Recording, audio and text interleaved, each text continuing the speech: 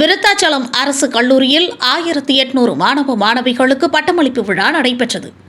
கடலூர் மாவட்டம் விருத்தாச்சலத்தில் அமைந்துள்ள கொளஞ்சியப்பர் அரசு கலை கல்லூரியில் 1800 மாணவ மாணவியர்களுக்கு மாண்புமிகு தொழிலாளர் நலன் மற்றும் திறன் மேம்பாட்டுத்துறை அமைச்சர் சி. வே. கணேசன் அவர்களும் மாண்புமிகு உயர்கல்வித்துறை அமைச்சர் கோவிட் செழியன் அவர்களும் பங்கேற்று மாணவ மாணவிகளுக்கு சான்றிதழ்களை வழங்கினார். இந்த பட்டமளிப்பு விழாவில் கடலூர் நாடாளுமன்ற உறுப்பினர் விஷ்ணு பிரசாத், விருத்தாச்சலம் சட்டமன்ற உறுப்பினர் ராதாகிருஷ்ணன் மற்றும் ஆசிரியர் பெருமக்கள், மாணவ மாணவியர்கள், பெற்றோர்கள் என பலர் கலந்து கொண்டனர்.